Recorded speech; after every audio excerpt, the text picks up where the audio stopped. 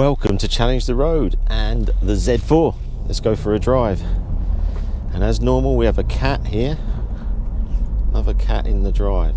So, BMW Z4. So the challenge was, can I get the best convertible for under 15k? So we paid 13,800 for the car.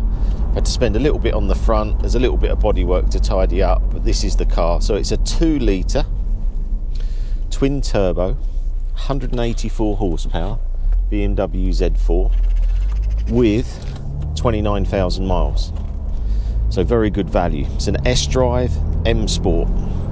So it's got all the right things apart from what I said in the first video. It hasn't got the satellite navigation, but I'd rather have Apple CarPlay and stuff, so we're going to look at some aftermarket versions. So this is purely go for a drive, see how it runs. Now there's 3 settings on this car: Comfort, Sport and Sport Plus. This is in Comfort. Ride feels pretty good actually. Just getting in it, just off the bat, driving along, it feels very, very solid and very BMW, which is a good thing. Doesn't feel like there's lots of power at the moment, so we're going to have to probably, feels like a car you need to drop down the gears quite a bit. So this is second, we're up this hill. Doesn't feel like there's a bit of power. I'm sort of 3.5. Roof down. I think we'll do another video with the roof up. Obviously we've got the camera on the back, but feels quite nice. So first, second. I think it's bogging down a little bit. Might have to change that setting, but feels really nice. So a nice straight road, easy peasy. I know quite quickly this is a very good car and one I would buy. Well, I have bought, but one maybe you should buy. I think it's a good car. I was looking at the Audi TTs, had quite a lot of Audi TTs before. They always feel quite enclosed. I know obviously it's different because it's convertible, but even with this roof up, it feels really nice. Audi TT always hit my head, getting in, getting out. Feels really good. Manual. Gearbox feels good. Wouldn't say it's absolutely as precise, but it feels the same as say an M3 E46. I don't really feel any difference. Clutch is good, very light. Tried reversing and mucking around trying to stall it. Didn't really do it, so you don't have to worry about that. Feels good. So we drive along here, we turn left, and then I'll go up over the bridge into a few sets of bends. So Brecknock Arms pub, nice food there. I feel in a nice position to drive up the hill. Third gear. Very bad bit of road here, but it's handling it lovely. But I am in comfort mode. Come up to some bends. I've done a little blip then, but nothing really happened. In second. Feels nice, feels good. Feels easy, performance. Drop it into second again.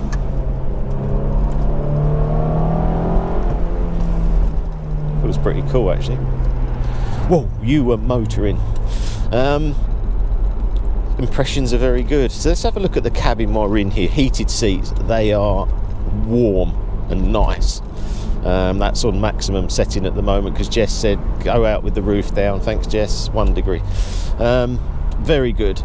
Buttons on the steering wheel, I haven't used them yet, but I've got phone, I've got up and down for stereo, recirculation on the aircon, up and down on the channels, and there's a CD. Is it CD? Yeah, CD button here. All typical BMW. Steering wheel feels lovely, chunky. Chunky is the word for this. It feels chunky, but not too chunky. It's a nice chunky. M steering wheel. I do like M Sport stuff, but normally when you get an M Sport, they cock up the suspension and it's normally really hard riding. Not finding that here. So let's change what we got here. Let's go. So 3 settings here: Comfort, Sport, Sport Plus traction off. Let's just go Sport and see if the throttle's a bit more lively, Feels like in this you can have a lot of fun and it's very, very safe. but I don't think you're going to get in any trouble with this car. 184 horsepower is fine. Other little bits: 500 miles to a tank, 41.5 miles per gallon. Nice size tank, nice range. 500 miles is pretty good. It does look like that from what I've been reading on here. I think that is true. It does seem a very economical car. You have got 6 gears as well, so if you're on a motorway, a longer journey, you can just drop it into 6. Tax, £220, so low. CO2, 159, so that's low as well. So you've got low CO2. Euro 6 as well, which is great if you're going into London and stuff. It is Euro 6. One's before a Euro 5. So that's another plus for this car. Right, so let's just go through these settings on this car. So we've got comfort now. It does feel nice. I don't feel like I'm jigging around at all. Sport. Let's go to sport now. Feels pretty good to me. And then we've got the sport with the traction control off. Now, most people think, oh, turning traction control off could be dangerous, could be, but it's really not. I think it's actually one of the best settings. So traction control off. I don't think it takes everything off in this type of car anyway, but if we just boot it in second gear, and there's loads of traction and actually feels really good. It's on the money.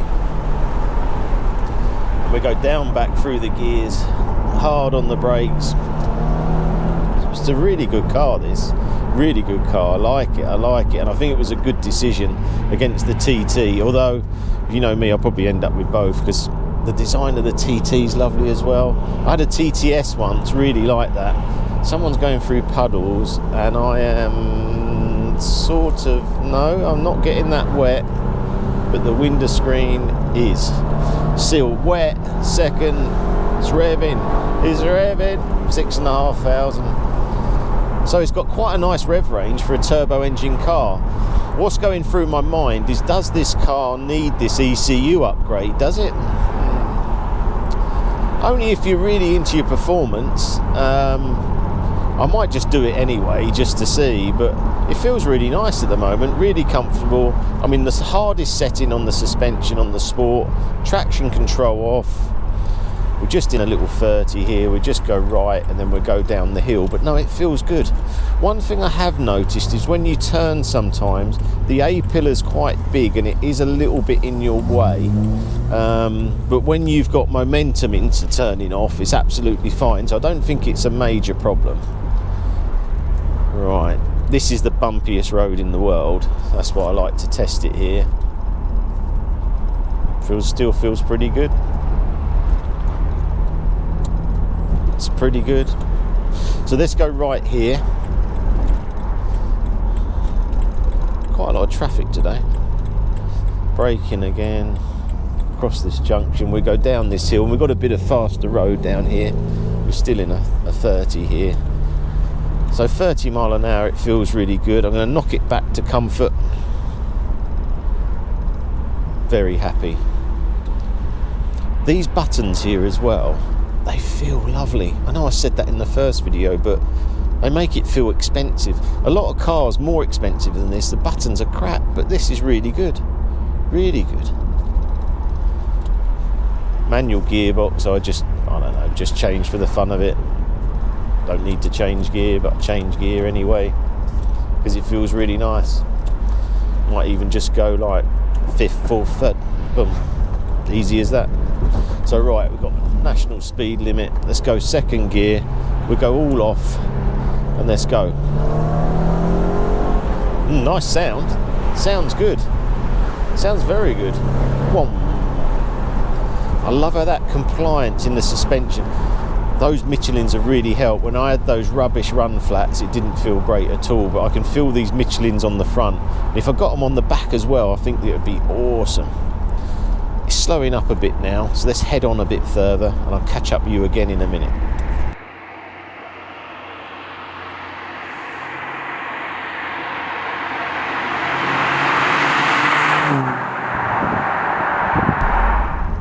Right, what's it like in the twisties? So second gear, got traction off in the sport.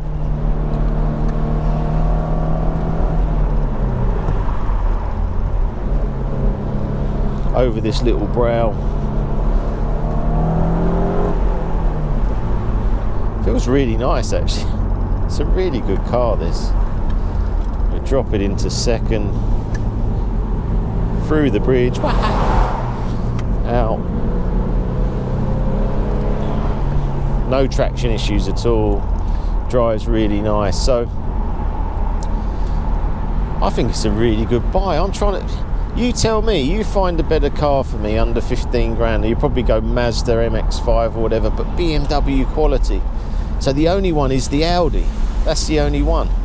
And I did have a look at some of the Audis as well, and I'm not sure you can get as good a one of this with 30,000 miles for this sort of price. And like I said, I mean, you can chip the Audis, but this little chip in here will give you like 270 horsepower. So again, let's accelerate up here. Here we go.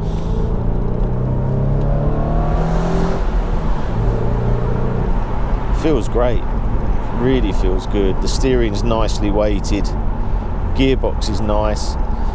Lots of little cubby holes I quite like. Some here for your phone. So I've got one up here, 2, 3, 4 little cubby holes. So the only thing it can't really do very well is the golf clubs, but I think there might be an option in that. We were having a look at the boot and they might be able to go long ways down in there.